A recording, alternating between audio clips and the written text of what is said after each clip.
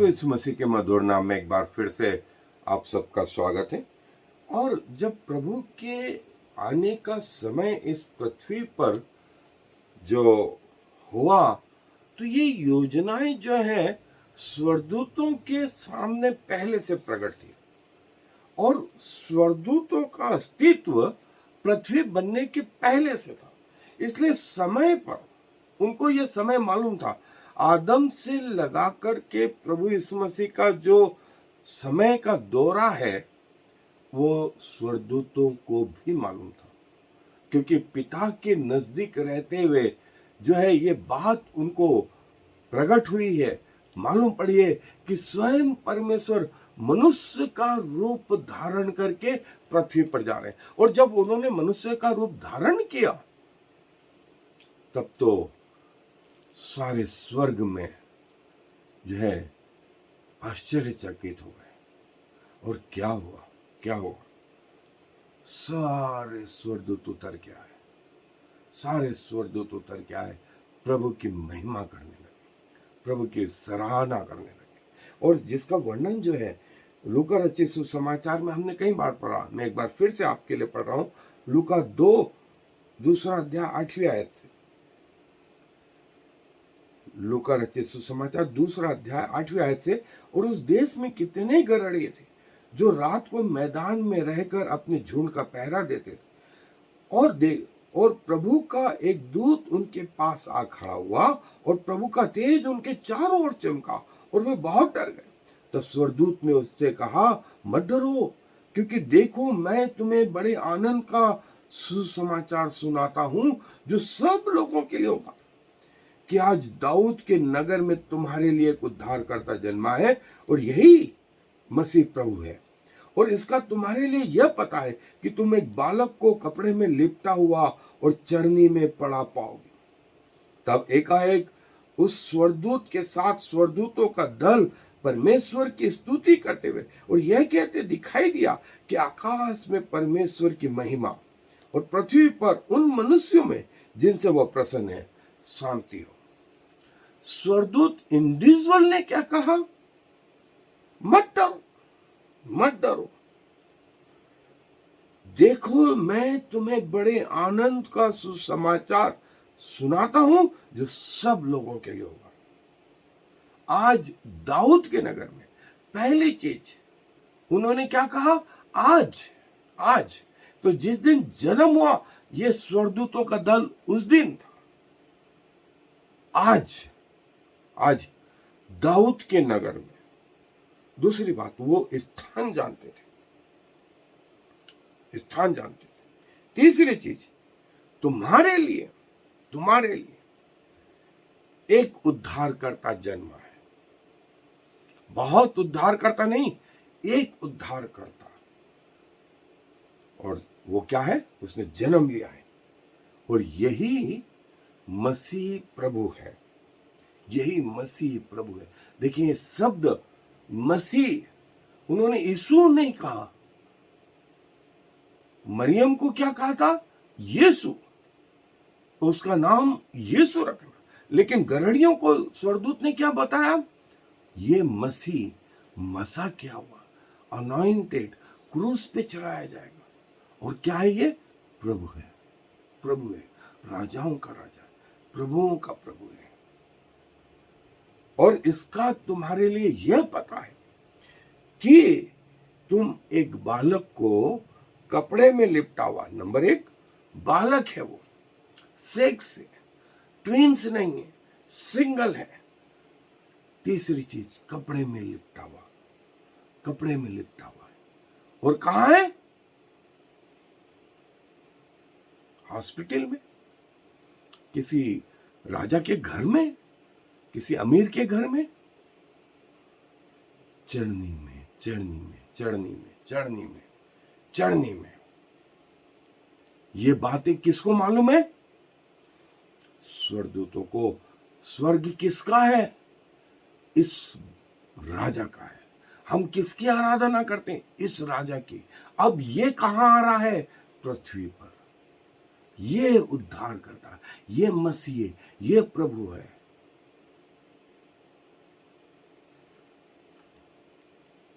एक, दूसरा था बालक, तीसरा था कपड़े में लिपटा, चौथा था चरनी में, पांचवा हमने जो इसके पहली आयत में देखा था आज, छठा तुम्हारे लिए, सातवां एक, आठवां उद्धार करता, नौवां जन्म है, 10वां बताइए बताइए।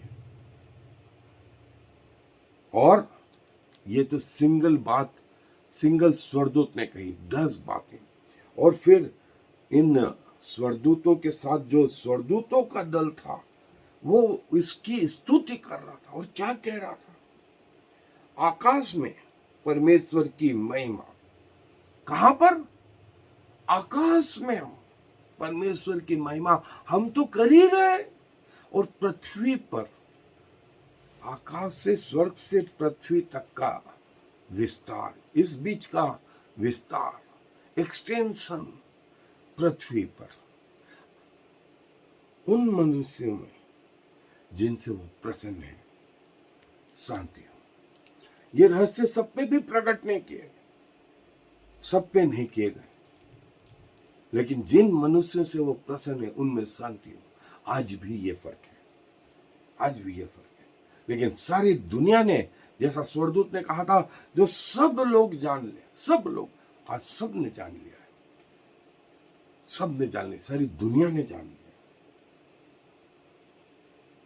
और आए हम अपने अध्ययन पर और आगे चले और देखें, इन्होंने जो शब्द इस्तेमाल करा, आकाश में परमेश्वर की महिमा, आकाश में परमेश्वर की महिमा, और जो है पृथ्वी पर उन मनुष्यों में जिनसे वो प्रसन्न है। आकाश में हम तो महिमा कर रहे हैं, ये कौन कह रहे हैं? स्वर्गदूत। पृथ्वी पर जो आश्चर्यजनक बात है वो इन्होंने प्रकट करी है। और न सिर्फ प्रभु यीशु मसीह के जन्म के लिए, लेकिन बहुत सारी बातों में जो है पृथ्वी के लोग आश्चर्य से भर गए।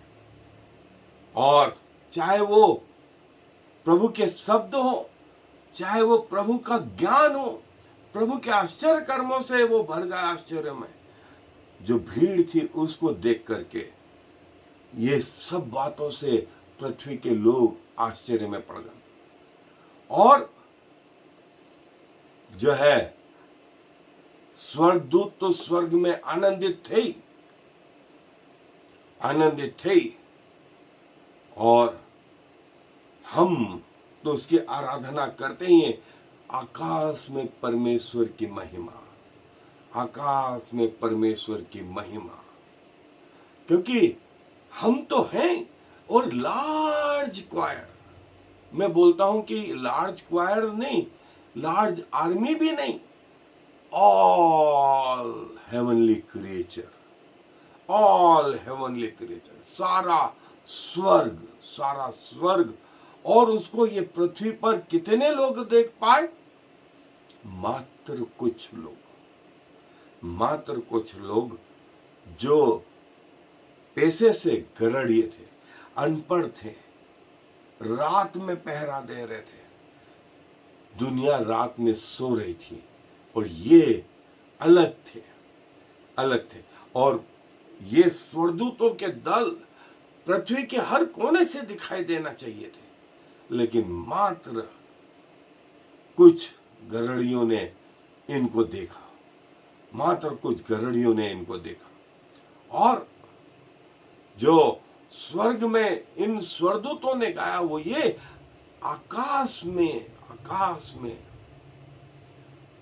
परमेश्वर की महिमा, और पृथ्वी पर उन मनुष्यों से जिनसे वो प्रसन्न है।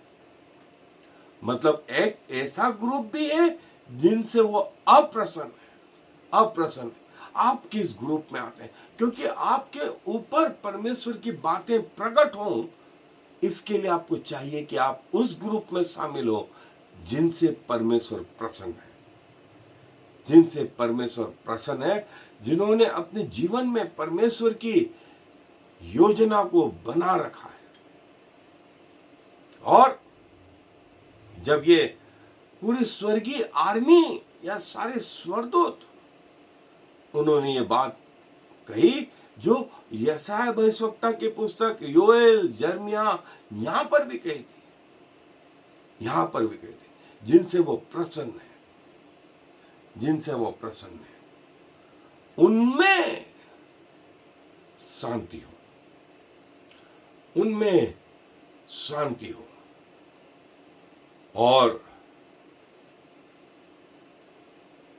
जिनसे वो प्रसन्न नहीं है, वो नेचुरली उनमें अशांति होगी, परेशानी होगी, तकलीफ होंगी, दुख होंगे, संसारिक, शारीरिक, और जो शैतान के द्वारा उत्पन्न किए गए वे सब होंगे उन लोगों में जिनसे वो अप्रसन्न है, जिनसे वो अप्रसन्न है। सो दोस्तों, हमें ये चाहिए, हमें ये चाहिए। ऐसा कहा जाता है कि जब प्रभु यीशु मसीह 30 वर्ष के हो गए तो ये गड़रिये जिन्होंने उनके जन्म के समय में उन स्वर्गदूतों का जो गाना सुना था, उनको देखा था, उनको ये बात समझ में आई, ये मसीह प्रभु है।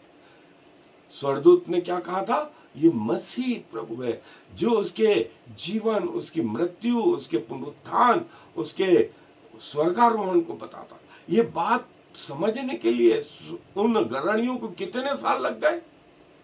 30 साल, 30 साल लग गए, जिसे प्रभु ने मसीह और प्रभु बनाया। और ये बात जो है पतरस ने कही प्रेरितों के काम की पुस्तक में, जो बात स्वर्गदूतों ने कही वही बात पतरस ने भी कही उस पेंतीकोस के दिन। और क्या हुआ उस दिन? पेंतीकोस के दिन जो है लिखा है कि 3000 लोग बदल गए। और वो प्रभु यीशु मसीह की वो बात बताने लगा। फिर उसके बाद में वो यही मसीह आए, यही हमारे पापों को धो करके ऊपर पिता के पास चला गया। और अब जो उसकी ओर देखता है, निहारता है, वो अनंत जीवन पाता है। जो बातें स्वर्गदूतों के द्वारा आरंभ की गई थी, वे कलीसिया में, वो चर्च में जारी रही। और लिखा है वो आएगा अपने उन स्वर्गदूतों के साथ में, मत्ती 16:27 में, 25-31 में, मरकुस 8:28-38 में, लूका रचित सुसमाचार 9वां अध्याय 26वें आयत। और जो है यही आर्मी उसके द्वितीय आगमन पर भी होगी, यही सेना उसके द्वितीय आगमन पर भी होगी। जो जन्म के समय थी वो उसके द्वितीय आगमन पर भी। और पौलुस भी यही कहता है। और पौलुस बोलता है कि वो अपने स्वर्गदूतों के साथ में आएगा। और प्रकाशित वाक्य में तो वहां उसके 7वें अध्याय में भी लिखा है, एक बड़ी भीड़ जिसे कोई गिन नहीं सकता, श्वेत वस्त्र पहने, हाथों में खजूर की डालियां लिए हुए स्वर्ग में कहती थी। तो यूहन्ना ने पूछा, ये कहां से? स्वर्गदूत ने यूहन्ना से पहले पूछा, ये लोग कौन है और कहां से आए? यूहन्ना ने कहा, मैं नहीं जानता। तब उसने कहा, ये वे हैं जिन्होंने अपने वस्त्र मेमने के लहू में धोए हुए। ये वे हैं अन्य जातियों से, अन्य संस्कृति से, जिन्होंने अपने वस्त्रों को मेमने के लहू में धोया है और इस लायक हो गए हैं कि प्रभु के साथ में आए। और दूसरा ग्रुप वो था जिनके लिए प्रभु का जन्म एक हंसी मजाक था, एक हंसी मजाक था, इससे बढ़कर कुछ नहीं था।